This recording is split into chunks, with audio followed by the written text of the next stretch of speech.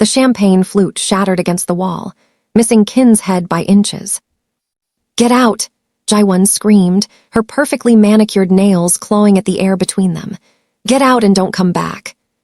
Kin didn't flinch. He'd seen worse reactions from people who owed him money. But watching his girlfriend of 3 years, no, ex-girlfriend now, lose her composure over a business decision felt almost anticlimactic. He'd expected tears, maybe pleading, not this volcanic rage. "You chose them over me," Jaewon hissed, her designer dress trembling with each heaving breath. "Your disgusting empire over us." "There was never an us to choose," Kin said quietly, straightening his cuffs. "You knew what I was when we started." "I thought you'd change." He almost laughed. Change. As if 3 years of her nagging could reshape a man forged in blood and necessity. As if love could scrub clean the red from his ledger. The door slammed behind him hard enough to rattle the hinges. Kin stood in the hallway of Jaewon's apartment building, his jaw tight. His phone buzzed, 3 missed calls from D, his second in command. Business wouldn't wait for heartbreak, not that his heart was particularly broken. Annoyed, maybe, inconvenienced. But as he descended the stairs, something else gnawed at him. Jaewon would talk. She always talked when she was angry, spreading poison through their social circles like perfume. By tomorrow, everyone would know she dumped him. The narrative would be hers to control. In his world, perception was power, and he couldn't afford to look weak. His phone rang again. This time he answered. "Boss, we've got a situation at the port," Dee said. "The shipment from Busan." "Handle it." "But..." "I said handle it." Kin ended the call and paused on the building's front steps, rain beginning to mist the Seoul streets. He needed to think, to strategize, to remind everyone that he remained untouchable, unaffected. To remind Jaewon that leaving him had been her mistake, not his. Amani had exactly $47 left in her checking account, and a plane ticket back to Atlanta that she absolutely could not afford to use. She sat in the corner of a nearly empty cafe in Itaewon, her laptop open to job listings she'd already applied to twice. 3 months in Seoul. 3 months of teaching English to disinterested teenagers, living in a shoebox apartment with mold creeping up the bathroom walls, and slowly watching her savings evaporate. Her mother's voice echoed in her head. "You and your adventures. When are you going to settle down and be realistic?" Maybe Mom had been right. Maybe this whole find yourself abroad thing was just privileged naivete dressed up as courage. Amani's phone buzzed with another rejection email. She didn't even bother reading it. "Excuse me, is the seat taken?" She looked up to find a Korean man in an immaculate suit standing beside her table. Not just any suit, the kind that cost more than her entire year's salary. His face was angular and striking, his eyes dark and assessing. He looked completely out of place in this neighborhood cafe, like a shark that had wandered into a goldfish bowl. "There are 5 other empty tables," Amani said, gesturing around the nearly vacant space. "I prefer this one." He sat down without waiting for permission, his movements precise and controlled. "You're American." It wasn't a question. "And you're rude," she replied, closing her laptop. "What do you want?" A smile flickered across his face, there and gone like lightning. "Direct, I appreciate that." He extended his hand. "Kin." She didn't take it.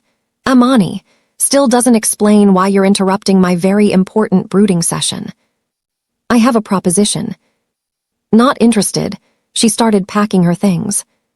"You haven't heard it yet." "Don't need to. Men in expensive suits don't make propositions to broke women in cafes unless it's illegal or demeaning. Usually both." Kin leaned back, studying her with unsettling focus. "What if I told you I'd pay you $50,000 to attend events with me for 1 month?" Amani froze, her laptop halfway into her bag. "I'd say you're either a trafficker or insane." "Neither. I need someone to pose as my girlfriend. Public appearances only. Nice restaurants, maybe a gala or 2.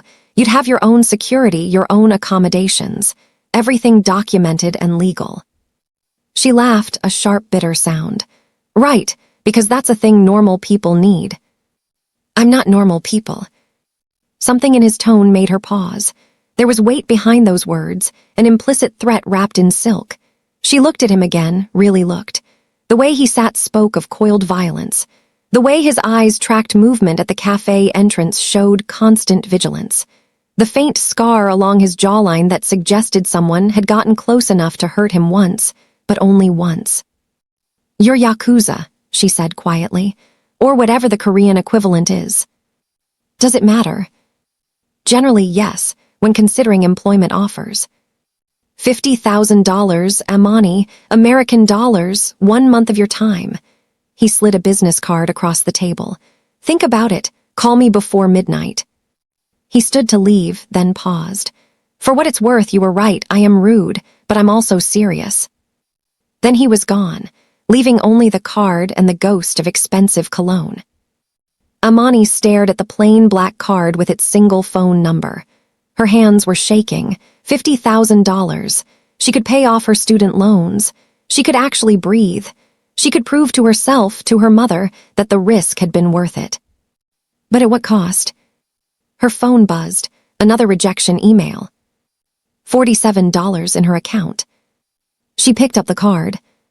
Kin sat in the back of his Mercedes, watching the cafe through tinted windows as Amani emerged 20 minutes later. She looked angry, conflicted, desperate. Perfect. "You think she'll call?" Dee asked from the driver's seat. "She'll call." Kin had gotten good at reading people, at identifying their breaking points and pressure points. Amani was drowning and he'd offered her a rope. She'd grab it eventually. They always did. And if Jaewon doesn't care? "She'll care." Jaewon's pride couldn't survive watching him move on so quickly, especially not with someone who looked nothing like her. Nothing like the parade of pale, delicate women who populated their social sphere. Amani was striking in a way that would make Jaewon's insecurity scream. Rich brown skin that seemed to glow even in the cafe's harsh lighting. Natural hair that defied conformity. A presence that commanded attention without asking for it. Jaewon would see them together and lose her mind. "It's cruel," Dee observed. "It's business. She's a person, not a prop." Kin's jaw tightened. "She'll be well compensated. That's more than most people get." His phone rang at 11:47 p.m. Unknown number. He let it ring 3 times before answering. "I have conditions," Amani's voice came through, steady despite the fear he could hear underneath. "I'm listening." "Everything in writing. Contract reviewed by a lawyer of my choosing. Half the money up front in an escrow account. And if anything feels wrong, I walk. Immediately. No questions asked." Smart, smarter than he'd expected. "Agreed. Meet me tomorrow at noon. I'll send you the address." "One more thing," she paused. "Why me?" Kin looked out at Seoul's glittering skyline, at the empire he'd built from blood and ambition. "Because you're exactly what I need." "That's not an answer." "It's the only one you're getting tonight. Tomorrow noon, don't be late." He ended the call before she could respond. Dee pulled the car into traffic. "This is going to get complicated." "Everything worth doing is complicated." "That's not what I know what you meant." Kin closed his eyes, suddenly exhausted. Jaewon's face flashed through his mind, twisted in rage and hurt. He pushed the image away. Sentiment was a luxury he'd abandoned long ago. Tomorrow, he'd start rewriting the narrative. Tomorrow, Amani would become his greatest performance. What he didn't know, what he couldn't know, was that Amani had her own reasons for saying yes. Reasons that had nothing to do with money and everything to do with the photograph tucked in her wallet. A photograph of a sister who disappeared in Seoul 6 months ago, last seen getting into a car outside a club in Gangnam. A car that, according to one unreliable witness, had been driven by men who worked for someone important. Someone dangerous. Someone named Kin. The law office smelled like leather and old money, which made Amani's stomach turn. She'd spent the morning Googling Kin and found exactly nothing. No social media, no business listings, just whispers on expat forums about a fixer in Gangnam who could make problems disappear.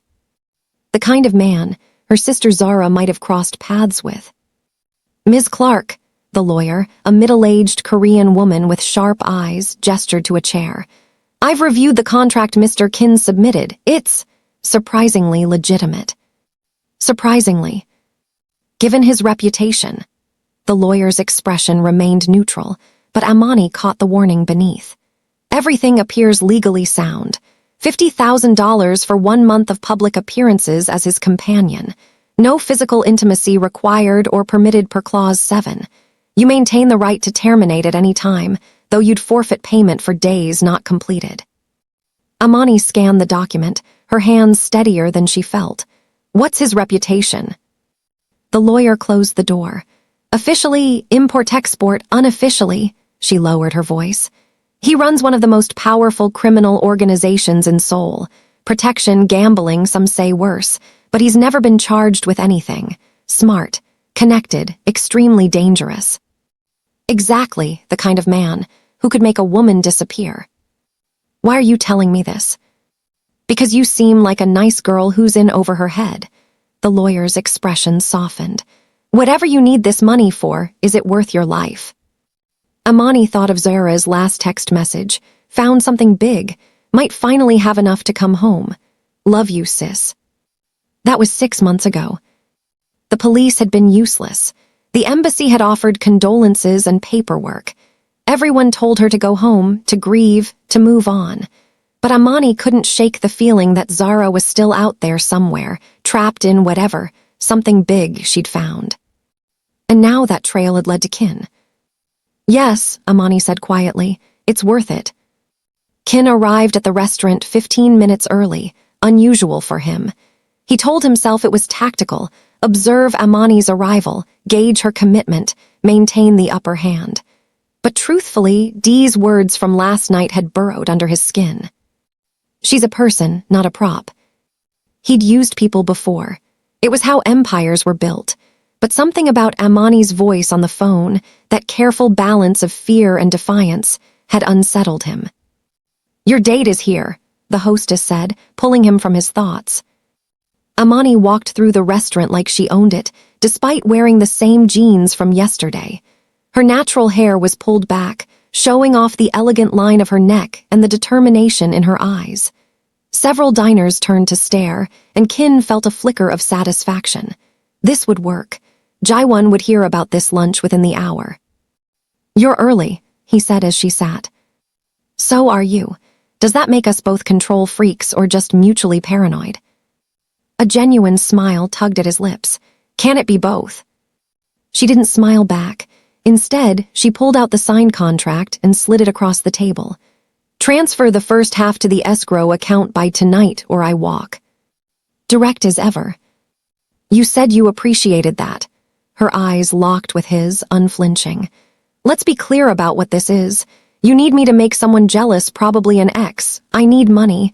That's the transaction. Don't pretend it's anything else. Kin leaned back, reassessing her. Most people either cowered or tried to impress him. Amani did neither. You're right. My ex-girlfriend and I ended badly. She's well-connected in certain circles, and I'd prefer the narrative suggest I've moved on rather than been discarded. So I'm a prop. You're a strategic asset. Semantics. She picked up the menu. When do we start? Tonight. Gallery opening in Cheongdam-dong. Jaewon will definitely be there. He paused. You'll need appropriate clothing. Amani's jaw tightened. The contract says you provide wardrobe for events. I will. I have a stylist meeting us here in 20 minutes. Efficient. I don't waste time. He studied her face, looking for cracks in her composure. Are you going to tell me why you really said yes? 50,000 is significant, but you don't strike me as someone motivated purely by money. Her expression shuddered completely.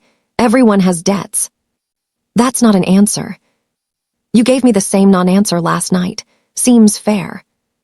Taché. Kin signaled the waiter, ordering wine without asking her preference. When he looked back, Amani was watching him with an intensity that felt almost predatory. Tell me about Jaewon, she said. If I'm going to convince people we're together, I need to know what I'm up against. She's beautiful, sophisticated, from old money. We were together 3 years. And you loved her. The question landed like a punch. Kin reached for his water, buying time. Had he loved Jaiwon? Or had she simply been appropriate? The right background, the right connections, the right appearance for a man trying to legitimize his empire. I cared for her, he said finally. But you didn't change for her. No. Then she's better off. Amani's voice was sharp. And you're wasting both our time with this charade.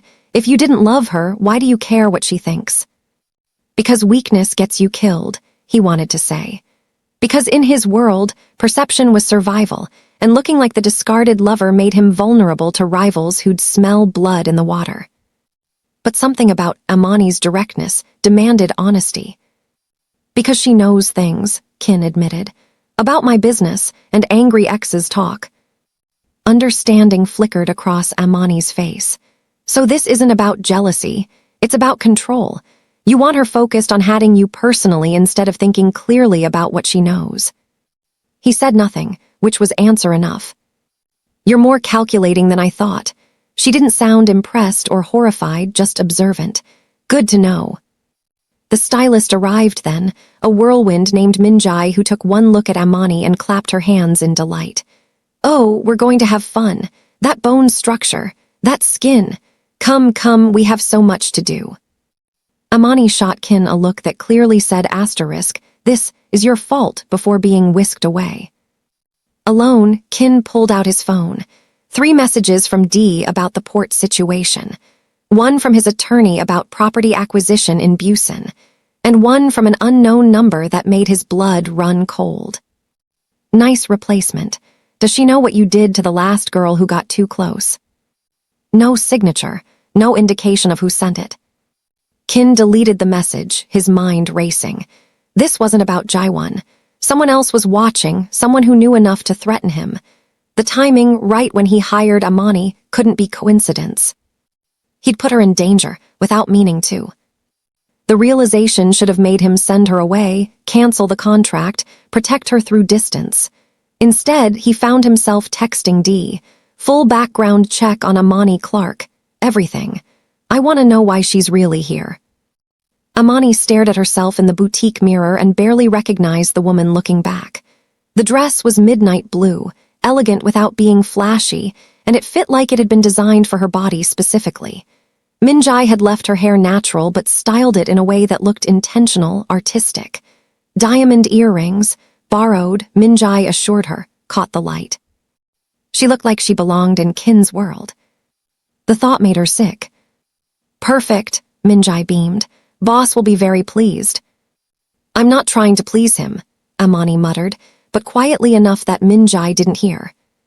Her phone buzzed. A message from Kin, car will pick you up at 7, don't be late. Amani typed back, money in escrow first. 3 dots appeared then, already done. Check your account. She did, $25,000, real and waiting. Enough to stay in Seoul for months.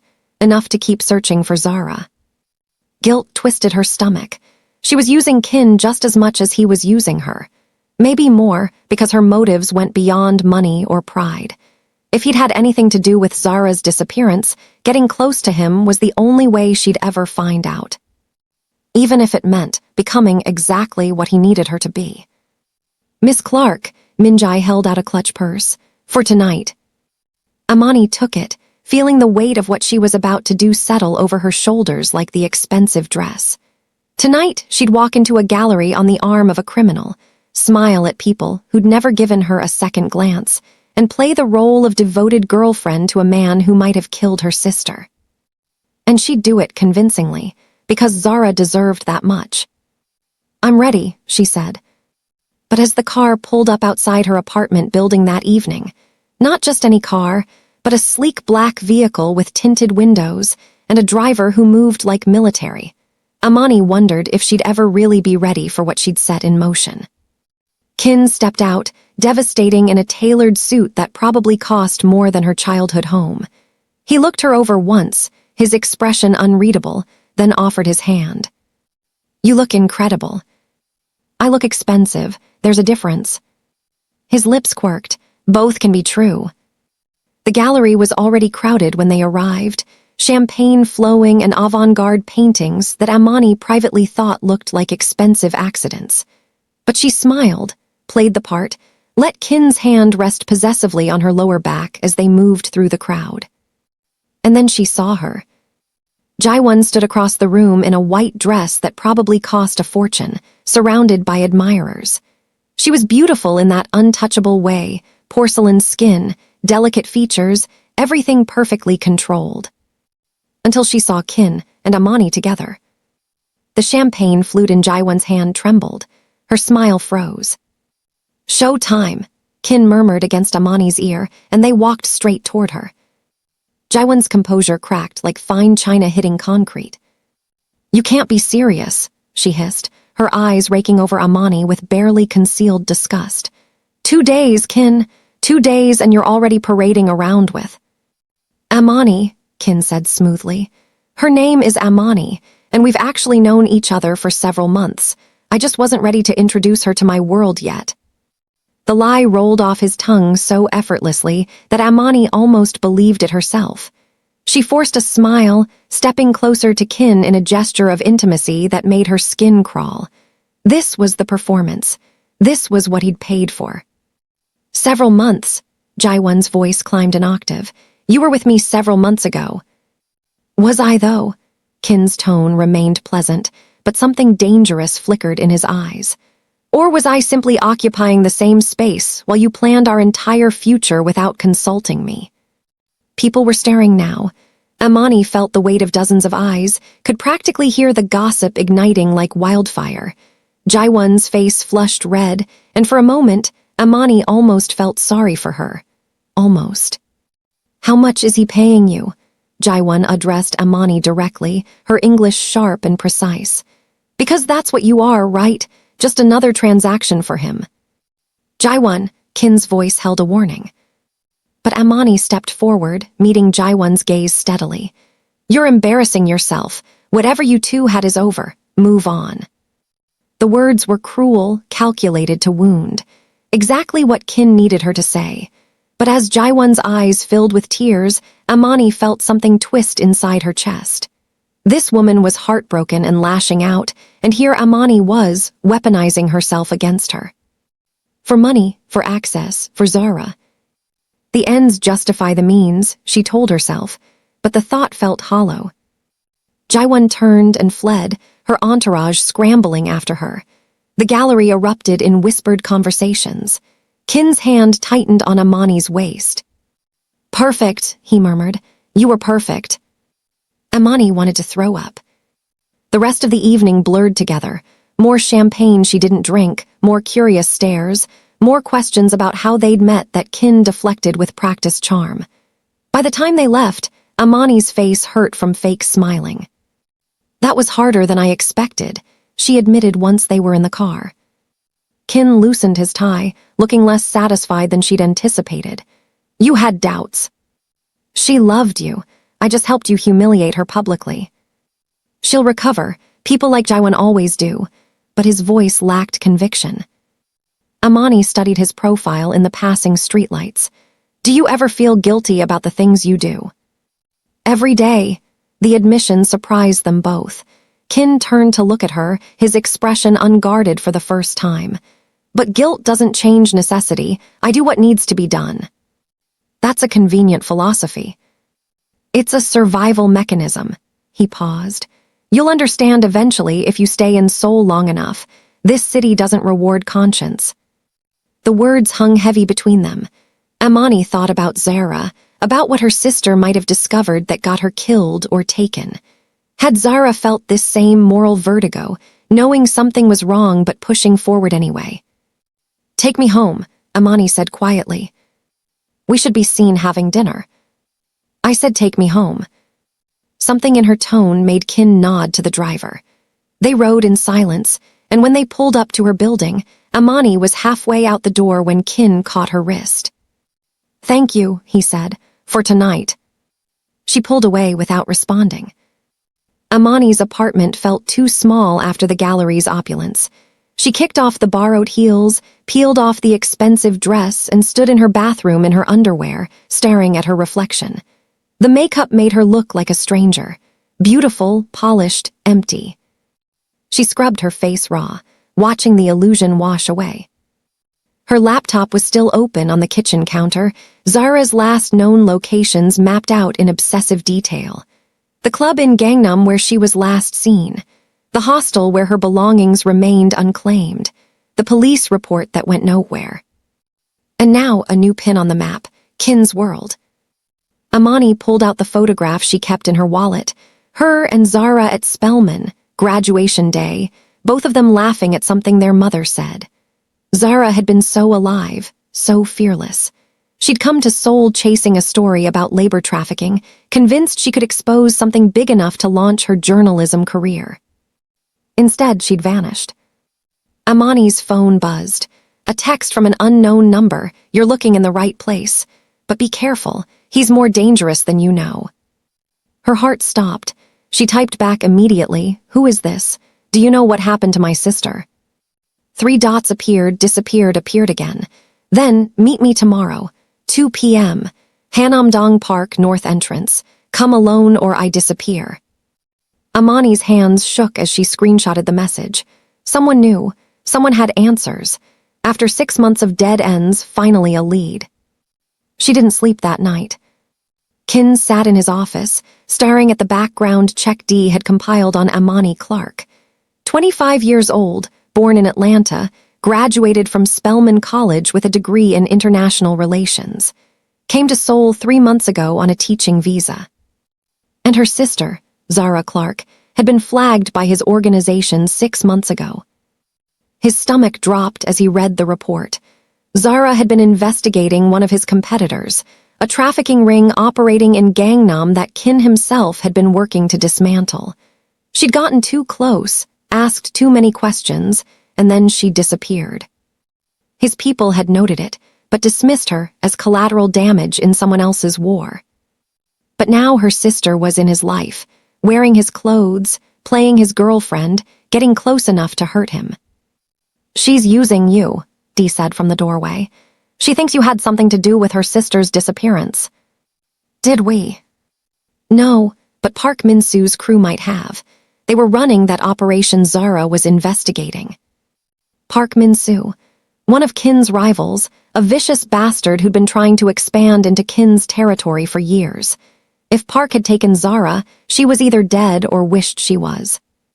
Does Amani know about Park? Doubtful. The connection isn't obvious unless you're in the life. Dee hesitated. What are you going to do? Kin stood, walking to the window that overlooked Seoul's glittering skyline. Somewhere out there, Amani was probably planning how to get close enough to destroy him. Somewhere out there, her sister might still be suffering. Find Zara Clark, he said quietly. If she's alive, I want her found. If she's dead, I want proof. And Amani. Keep watching her, but don't interfere yet. Kin's reflection in the glass looked haunted. She's playing a dangerous game. I need to know how far she's willing to go. You're getting attached. I'm being thorough. You're lying to yourself. Dee's voice was gentle. You feel guilty. About Jaiwon, about using Amani, about Zara. It's making you sloppy. Kin didn't deny it. Couldn't deny it. For the first time in years, his carefully constructed emotional walls were cracking, and he wasn't sure if it was because of Amani's unflinching honesty or because he saw in her the same desperate determination he'd once had, before power and violence had worn it away. Just find the sister, he said. Dee left. Kin remained at the window until dawn, watching the city wake up, knowing that everything was about to get infinitely more complicated. Amani arrived at Hanamdong Park 30 minutes early, her nerves crackling like live wires. She'd told no one where she was going, had taken a deliberately circuitous route, kept checking over her shoulder for followers. At 2 p.m. exactly, a woman approached. Mid-30s, Korean, with tired eyes and a fatting bruise on her cheekbone. Amani Clark, she asked in English. You texted me about my sister. The woman glanced around nervously. I worked at the club where Zara was last seen. I was a hostess. She came asking questions about girls who'd gone missing, girls who worked there and then just vanished. Do you know what happened to her? She found something, evidence, photos, I think, of men who were involved, important men. The woman's voice dropped to a whisper. She was going to expose them, but the night she disappeared, I saw her get into a black Mercedes, 3 men inside. Amani's breath caught. Did you recognize any of them? One, he worked for Park Min-soo. Do you know that name? She didn't, but she memorized it. And the others? I don't know, but Amani. The woman grabbed her arm, urgent. You need to be careful. The man you're with now, Kin, he and Park are enemies. If Park thinks you're connected to Kin, if he realizes you're Zara's sister. What will he do? The same thing he did to her. The woman released her arm, backing away. This is all I can tell you. Don't contact me again, and don't trust anyone, especially not Kin. In this world, everyone uses everyone. Then she was gone, disappearing into the park's foot traffic. Amani stood frozen, her mind racing. Park Min-soo. A name, finally, a direction. But the warning about Kin echoed in her skull. Her phone buzzed.